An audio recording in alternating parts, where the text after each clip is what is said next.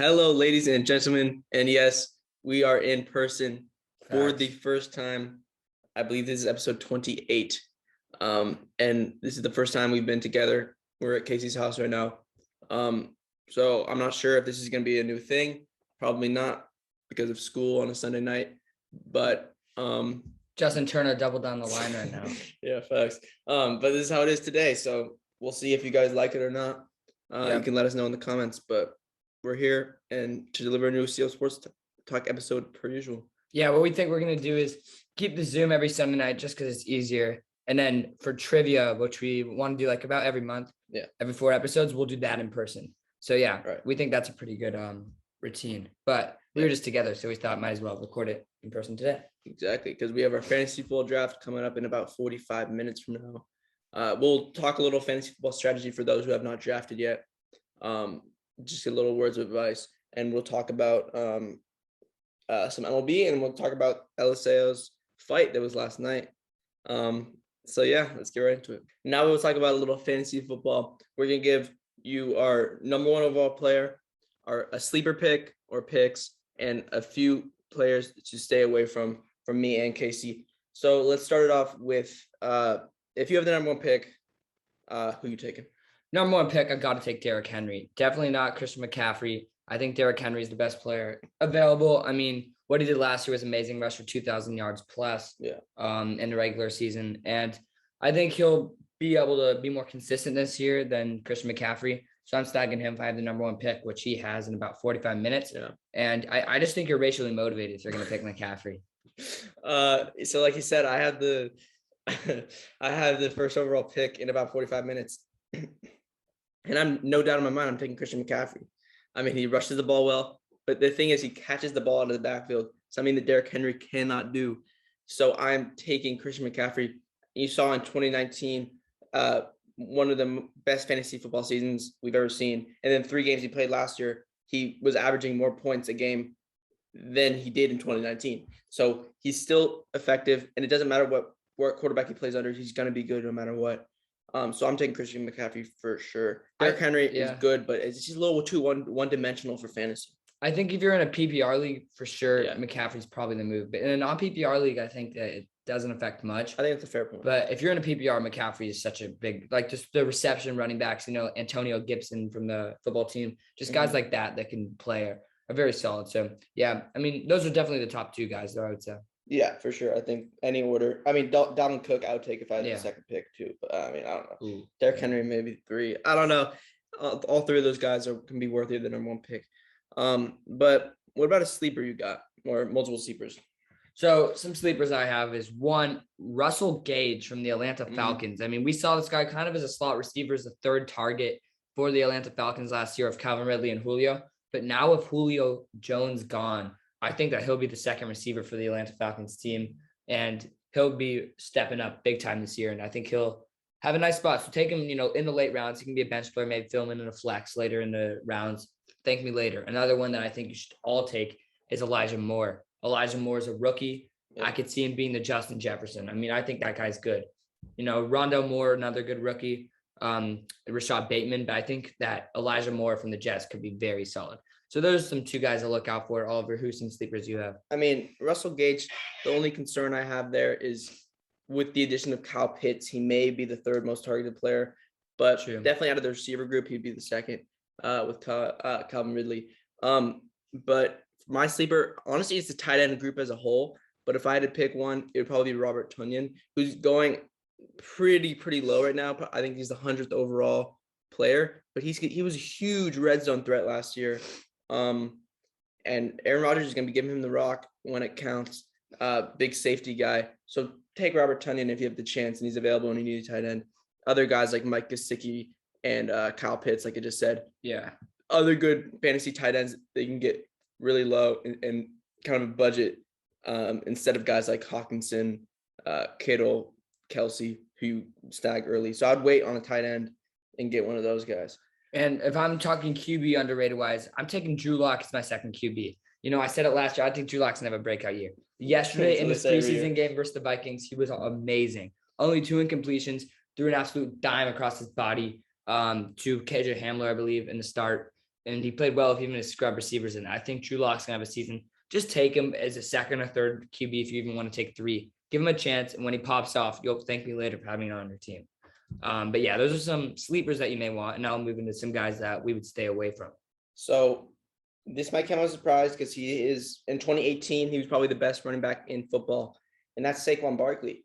Saquon Barkley, coming off a really major injury, won't play until probably week 3 or 4, at least week 3. I just don't know how his production is going to be. You never know off an ACL tear. He may never be the same again. And if you get him in the first round, you're getting someone in the first round that won't play until week 3. So you're going to have to hit on your other picks if you want to win the first 3 weeks. So, yeah, I just would stay away from Saquon Barkley just due to that injury. But if he, once he's healthy, he's going to be a great player. I mean, but it's just if he's healthy. For me, I'm staying away from Myles Gaskin, Dolphins running back, even if he's a starter. Yesterday in the preseason game, he did not take first team reps. He went second team reps. Last year, I didn't think he was amazing. He's pretty on and off. I think Patrick Laird could even be better, but he's obviously not taking first team reps. Yesterday, Malcolm Brown, we've seen him with the Rams being solid. Yeah. He beat him out. So I think Myles Gaskin isn't going to be quite the same. I would stay away from him. Definitely not a running back 1 type player to have on your fantasy team. If that's the case, you're not very good. Another guy I would maybe stay away from is Justin Jefferson. Just stay away from the hype, maybe. I mean, if you take him in the 5th round. Don't take him that early. Yeah. You never want to take a guy that's coming off the hype that early. And then just some QBs that I would not take is Mahomes. I think he'll have a down year this year. I mean, I don't think I have a down year, but don't take him as early as I would take a QB 5th round or later, maybe 6th round. Well, just don't reach on. I mean, if you're getting an elite quarterback, you can take him like 3rd, but like there's just so many good quarterbacks. Like I'd take like Tannehill, bro. Tannehill has like AJ Brown and Julio now. Like I don't know. There's just so many good quarterbacks you can get. And stay away from rookie QBs unless they're guaranteed to start, because that's just a waste of roster spots until they're on your team. The only one you could take is Lawrence or Wilson as a backup, but don't be taking like Trey Lance. Even as a Niners fan, I want it. Oh, and last, don't take a Niners running back. I'm a diehard Niners fan, but I will tell you this.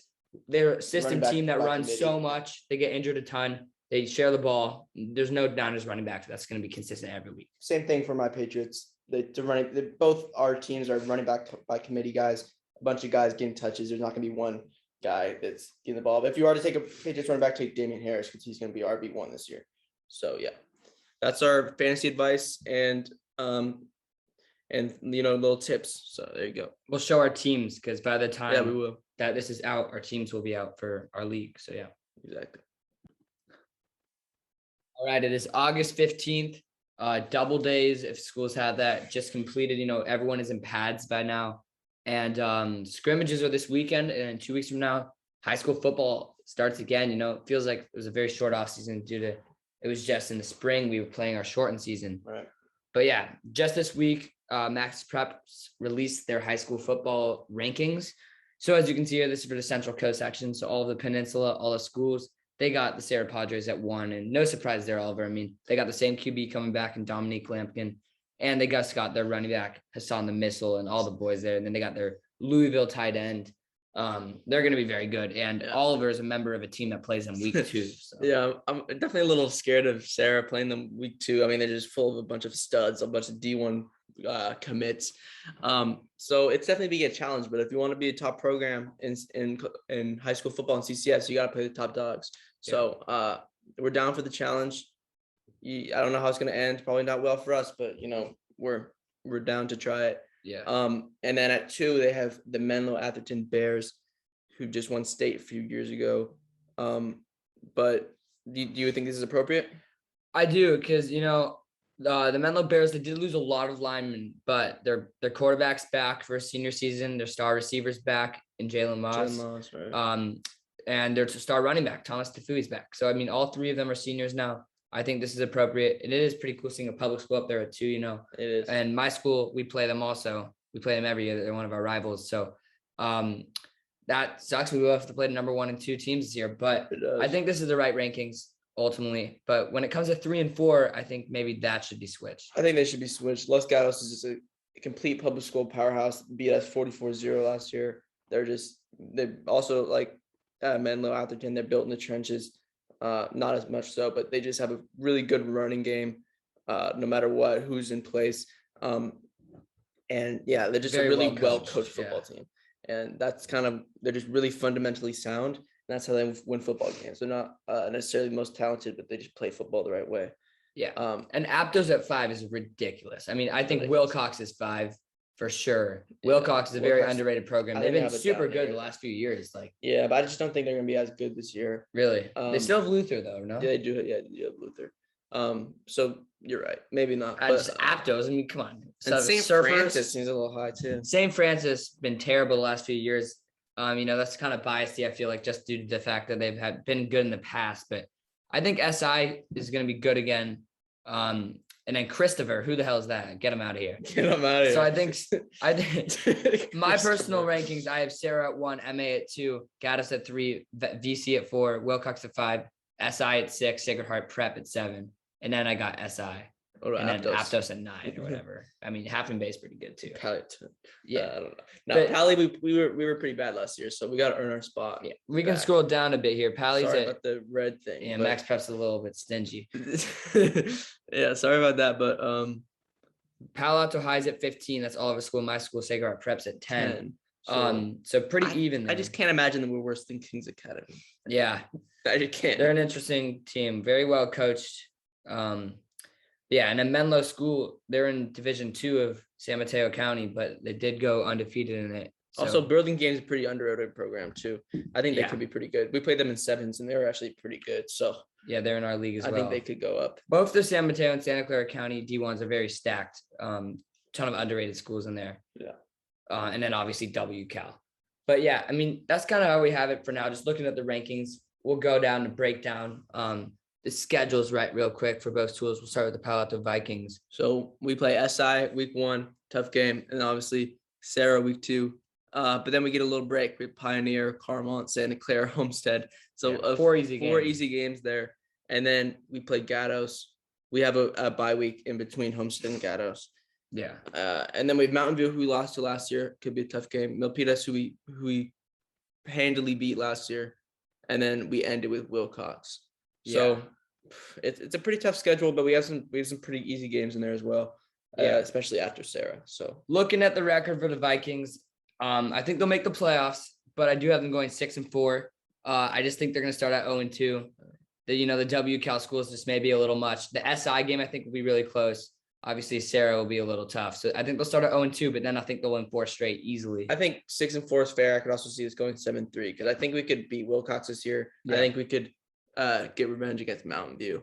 Yeah, I think it'll be Mountain View, just Gatos and I feel like we have a chance for SI, maybe. I think you could beat SI or Wilcox and go 7-3. Yeah.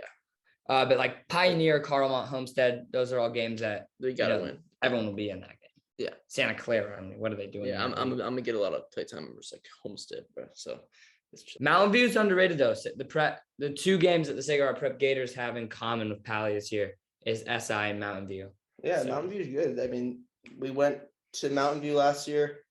We were scheduled to play at home, but the lights went out, so we had to go to Mountain View, and we lost. So That was a weird day. it was. And so now let's check out Sacred Heart in case he will give his predictions. All right, take it away. All right, so now we're the Sacred Heart Prep Gators, ranked 10 in the preseason CCS rankings, Max Preps, and they're predicted to get 2nd place behind MA, according to the San Jose Mercury. So they start their season off with the Sacred Heart Cathedral Irish, and this team is pretty good, actually. They have Joe Mixon's little cousin or brother, Jerry Mixon, in the backfield, 3-star, but they somehow aren't able to win that many games. They're ranked number 21st. So I think the Gators will win this. And then they have SI, which they beat last time they played. It's gonna be a good game. Yeah. So they beat them last time they played in 2019. However, this JV team lost to them. So I think they're going to lose. They'll be 1-1. Then I think they'll cruise past Hillsdale. I think Mountain View will be a really good game, but they will win. So they'll be 4-1. 3-1. 3-1. And then Burlingame is always a really good game, but I think they will win that under the lights in Burlingame. 4-1. And they'll beat Terranova. 5-1 for Pacifica. And then MA, 5-2. I just don't see them being able to beat them.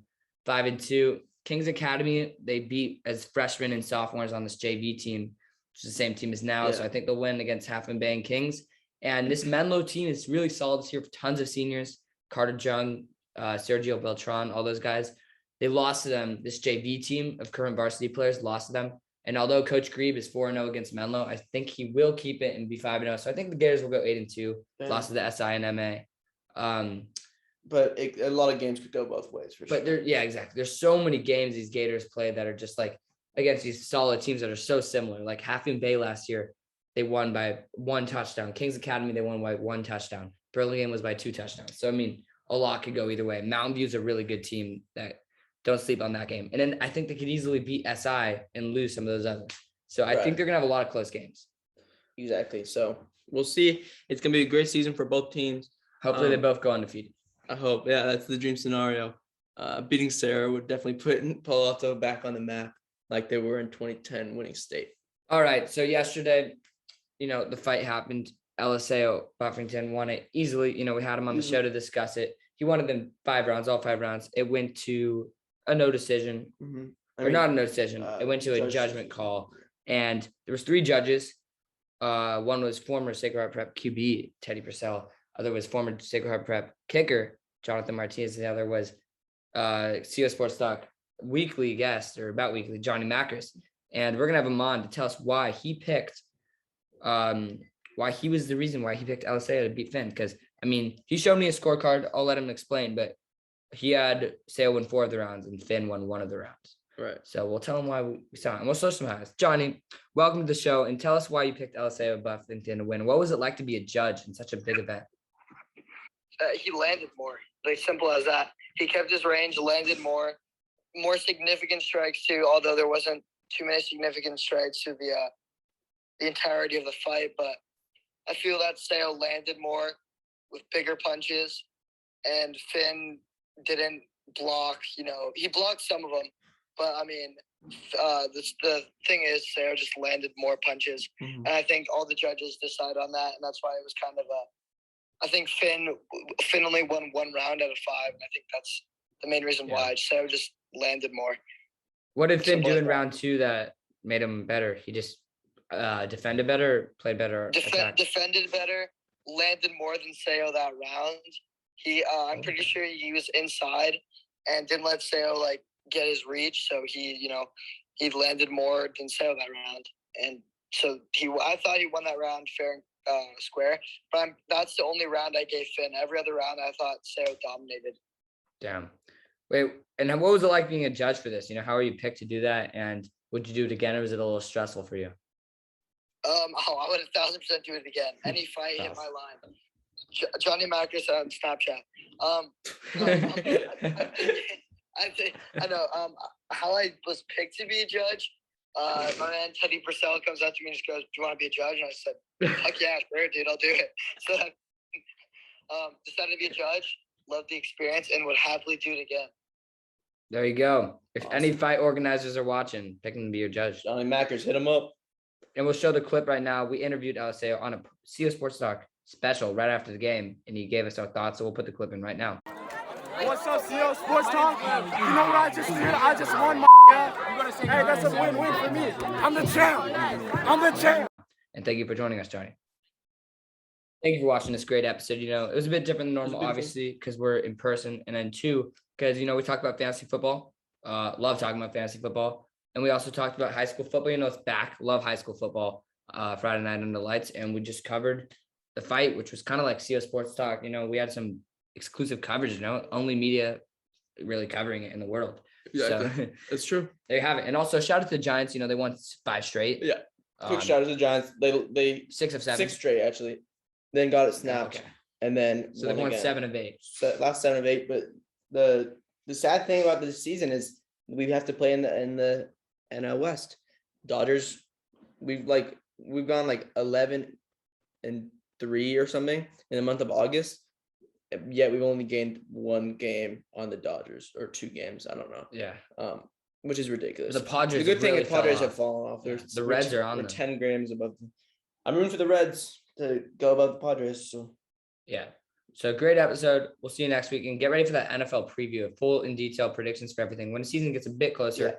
But yeah, thank you for And joining. also, we'll have another trivia thing soon, probably. Oh, yeah. We'll tell you the details on that, and if you want to join. hopefully you're still watching. So comment, I want to join. Yeah, and comment Egypt if you're still watching. See you. And add the flag too. Yeah. All right. See ya. Peace.